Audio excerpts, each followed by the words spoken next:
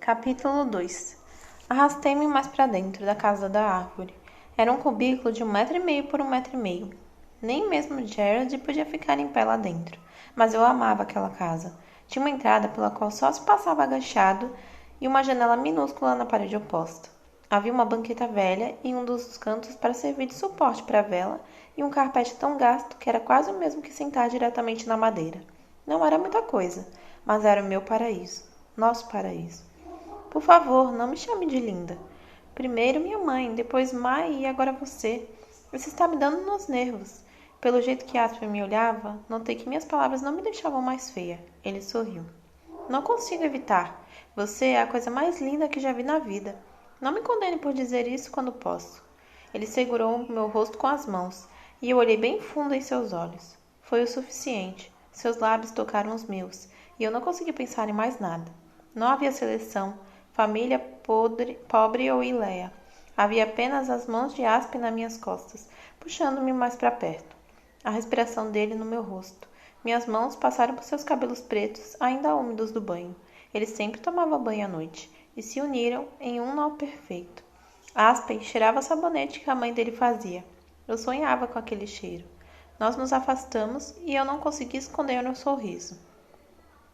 As pernas dele estavam bem abertas. Sentei-me no meio delas como uma criança que pede colo. Desculpe, não estou de bom humor hoje. É que nós recebemos aquele aviso idiota pelo correio. Ah, sim, a carta, suspirou Aspen. A gente recebeu 2. Claro, as gêmeas tinham acabado de fazer 16 anos. Enquanto falava, ele observava cada detalhe do meu rosto. Aspen fazia isso quando estávamos juntos, como se quisesse fixar uma vez mais meu rosto em sua memória. Já fazia uma semana, e uns poucos dias sem nos encontrar bastavam para deixar os dois ansiosos. Eu também o observava. Aspen era o garoto mais bonito da cidade, de todas as castas. Ele era moreno, tinha os olhos verdes e um sorriso que fazia você pensar que ele estava escondendo alguma coisa. Era alto, mas não alto demais. Magro, mas não magro demais. A luz fraca revelava pequenas olheiras. Com certeza ele tinha trabalhado até tarde a semana inteira. Sua camiseta preta estava gasta, assim como o jeans surrado que ele usava quase todos os dias. Se eu pudesse pelo menos me sentar e costurar sua roupa, era isso que eu queria. Não queria ser a princesa de Leia, queria ser a princesa de Aspen. Doía ficar longe dele. Alguns dias eu ficava maluca tentando imaginar o que ele estaria fazendo. Quando não aguentava mais, praticava música. Eu devia agradecer a Aspen por ser a musicista que era. Ele me levava à loucura, e isso era ruim. Aspen eram 6. Eles trabalhavam como ajudantes e estavam apenas um degrau acima do 7, porque tinham uma educação melhor e aprendiam a trabalhar em ambientes fechados. Aspen era mais inteligente do que qualquer pessoa que eu conhecia e era muito bonito. Mas dificilmente uma mulher se casava com alguém de uma casta mais baixa. Um homem de casta inferior podia até pedir sua mão, mas raramente recebia um sim como resposta. E quando pessoas de castas diferentes se casavam, tinham que preencher um monte de papelada e esperar uns 90 dias para poder tomar as outras medidas legais necessárias.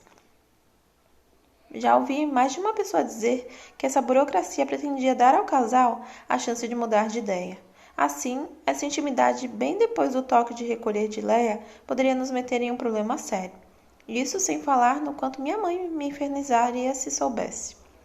Mas eu amava Aspen. Fazia quase 2 anos, e ele me amava. Com ele ali sentado, alisando meu cabelo, eu era incapaz até de pensar em participar da seleção. Eu já estava apaixonada.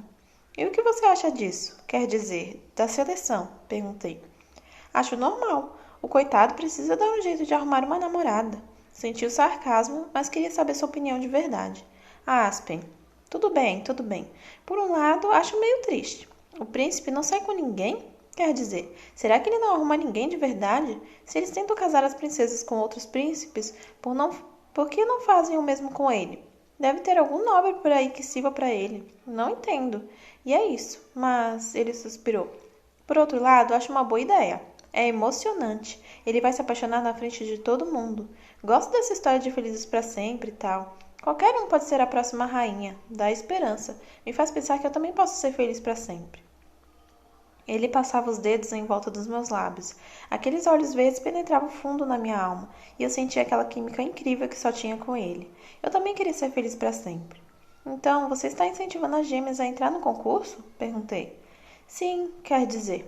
A gente já viu o príncipe algumas vezes. Ele parece ser um cara legal, quer dizer. É um imbecil, com certeza, mas é simpático.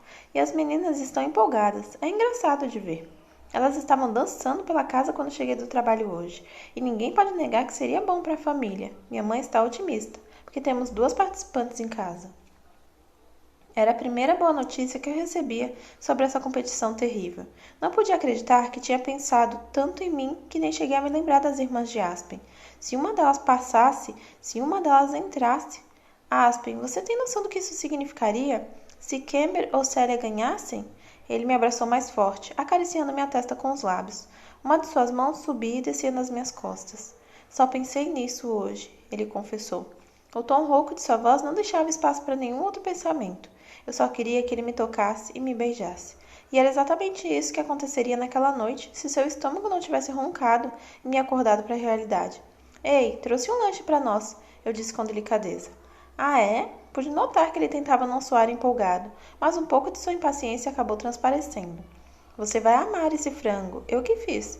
Peguei o embrulho e entreguei a ele, que começou a beliscar a comida sem afobação. Deu uma mordida na maçã, insinuando que era nossa, mas abri mão da minha parte e deixei que comesse o resto. Se a alimentação era uma preocupação na minha casa, na de Aspen era uma tragédia. Ele tinha um trabalho muito mais exigente que o nosso, mas ganhava um salário bem menor. Nunca havia comida suficiente. Ele era o mais velho de 7 irmãos. Assim como comecei a ajudar em casa logo que pude, Aspen fez o mesmo. Ele passava pouquinho de comida que lhe cabia para as irmãs e a mãe, sempre cansada de tanto trabalhar. O pai tinha morrido 3 anos antes, e a família dependia dele para quase tudo. Vi com satisfação Aspen lamber o tempero do frango dos dedos e partir para cima do pão. Eu não fazia ideia de que não havia sido de quando havia sido sua última refeição. Você cozinha tão bem. Um dia vai dar muitas alegrias e quilos a mais para alguém, comentou enquanto mastigava a maçã. Vou dar alegrias e quilos a mais para você. Sabe disso? Ah, engordar. Rimos e ele me contou as novidades desde a última vez que nos vimos. Aspen tinha trabalhado no escritório de uma fábrica e ia ficar mais uma semana nesse serviço. Sua mãe tinha finalmente conseguido um emprego fixo de faxineira na casa de alguns 2 da nossa região. As gêmeas estavam tristes porque a mãe as fizera largar o curso de teatro da escola para que pudesse trabalhar mais. Vou ver se arranjo um trabalho aos domingos para ganhar um pouquinho mais. Detesto ver as 2 abandonarem uma coisa que adoram, ele disse, esperançoso como se fosse mesmo conseguir. Aspenleger, nem se atreva, você já trabalha demais. Ah, Mary, ele sussurrou ao meu ouvido. Arrepiei. Você sabe como Camber e Célia são. Elas precisam ver gente. Não aturam ficar limpando e escrevendo o tempo todo. Não é da natureza delas. Mas não é justo que esperem tudo de você, Aspen. Sei exatamente como se sente, mas você precisa se cuidar. Se ama suas irmãs de verdade, tem que se preocupar também com o responsável por elas. Fique tranquila, Mary. Acho que coisas boas vão surgir lá na frente. Não vou ficar fazendo isso para sempre. Mas ele ia, porque sua família sempre ia precisar de dinheiro. Aspen, sei que você aguenta, mas há um limite. Você não pode achar que é capaz de dar tudo para todo mundo que ama. Não dá para você fazer tudo. Ficamos em silêncio por uns instantes. Eu tinha esperança de que ele estivesse refletindo sobre minhas palavras, de que percebesse que se não diminuísse o ritmo, podia se desgastar demais. Não era raro que pessoas das 6, das 7 e da 8 morressem de exaustão. Eu não suportaria isso. Apertei-me ainda mais contra o peito dele, tentando apagar essa imagem da minha mente. América? Sim, sussurrei.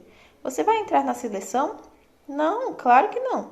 Não quero que as pessoas pensem que considero a hipótese de me casar com um estranho. É você que eu amo, disse bruscamente.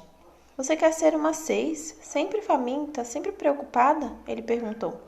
Sua voz carregava muita dor e uma pergunta sincera. Se eu pudesse escolher entre dormir no Palácio Real rodeado de empregados e num apartamento de 3 cômodos rodeado pela família Leger, o que seria? Aspen, nós vamos conseguir. Somos inteligentes. Vamos ficar bem, eu disse, desejando que isso acontecesse de verdade. Você sabe que as coisas não vão ser assim, Mary. Eu ainda terei que sustentar minha família. Não sou do tipo que abandona os outros. Estremeci nos braços de Aspen, que continuou. E se tivermos filhos? Quando tivermos filhos, e vamos tomar cuidado, não precisamos ter mais de 1, mais de 2. Você sabe que isso é uma coisa que não podemos controlar. Sentia raiva tomando conta da voz dele. Não podia culpá-lo. Quem tinha dinheiro podia controlar o número de filhos, mas os 4 em diante tinham que se virar. Esse foi o assunto de muitas das nossas discussões nos 6 meses anteriores, quando começamos a pensar seriamente no jeito de ficarmos juntos.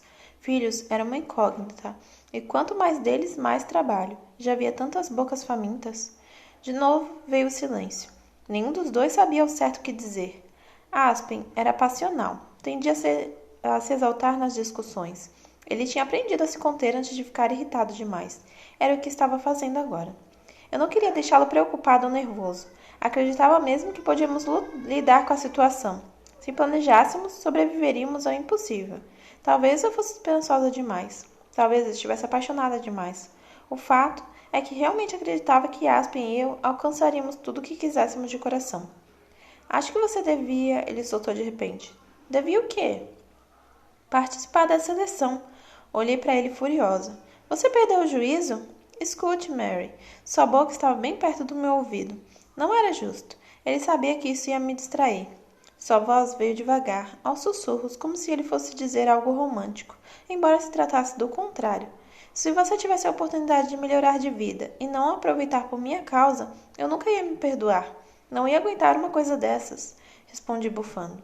Mas que ridículo! Pense nas milhares de garotas que vão participar. Não vou ser nem sorteada. Se não vai ser sorteada, por que se preocupar? Ele esfregou meus braços com as mãos. Eu não conseguia resistir. Só quero que você participe, que tente. E se for sorteada, vá para o castelo. Se não for, pelo menos não vou sofrer por ter impedido você. Mas, Aspen, eu não amo o príncipe. Não gosto dele, nem o conheço. Ninguém o conhece. E esse é o ponto. Talvez você goste dele. Chega, é você que eu amo. E é você que eu amo. Ele me beijou para confirmar essas palavras. E se me ama, vai fazer isso, para que eu não fique louco de tanto pensar no que poderia ter acontecido. Quando se pôs como vítima, ele ganhou. Eu era incapaz de magoá-lo. Fazia de tudo para facilitar a vida dele. E estava certa, não haveria nenhuma chance de ser escolhida. Assim, tudo o que precisava fazer era me submeter ao processo e agradar a todos. Depois, quando eu não fosse sorteada, o assunto seria esquecido. Por favor, Aspen suspirou no meu ouvido, e eu pude sentir um arrepio por todo o corpo. Certo, sussurrei. Vou me inscrever, mas sei que não quero ser princesa. Tudo o que quero é ficar com você. Ele passou a mão no meu cabelo. E você vai ficar. Acho que foi a luz ou a falta dela, mas juro que os olhos dele marejaram quando disse isso. Aspen tinha passado por muita coisa, mas só ouvi chorar uma vez, quando chicoteara seu irmão no meio da praça. O pequeno Jeremy tinha roubado uma fruta de uma banca no mercado. Um adulto teria sido submetido a um julgamento rápido e seria jogado na prisão ou condenado à morte, dependendo do valor do item roubado. Jamie tinha apenas 9 anos e por isso foi espancado. A mãe deles não tinha dinheiro para levar o menino a um médico decente, por isso Jamie ficou com cicatrizes de alto a baixo. Naquela noite, esperei na janela para ver se Aspen subiria até a casa da árvore. Ele subiu e saí escondido para encontrá-lo. Ele chorou em meus braços por 1 hora, lamentando-se por não ter trabalhado mais, por não ter sido melhor, para que Jamie não precisasse roubar. Chorava porque era injusto Jeremy ter sido punido por suas próprias falhas. Foi uma agonia. Aquilo não era verdade, mas eu não podia dizer isso a Aspen. Ele não me daria ouvidos. Carregava nas costas a necessidade de todas as pessoas que amava. Como que por milagre eu me tornei uma delas, e tentava pesar o mínimo possível. Você pode cantar para mim? Uma música bem bonita para eu me lembrar na hora de dormir? Sorri. Adorava cantar para ele. Aconcheguei-me mais e comecei uma cantiga de ninar bem serena. Aspen me deixou cantar por uns minutos antes de começar a descer os dedos distraidamente por minha orelha. Abaixou a gola da minha camiseta e me beijou no pescoço às orelhas. Em seguida, arregaçou minhas mangas e foi beijando meu braço de ponta a ponta. Comecei a perder o fôlego. Ele fazia isso quase todas as vezes que eu cantava. Acho que gostava mais da minha respiração aguda do que as próprias músicas. Em pouco tempo, estávamos enlaçados sobre o tapete sujo e gasto.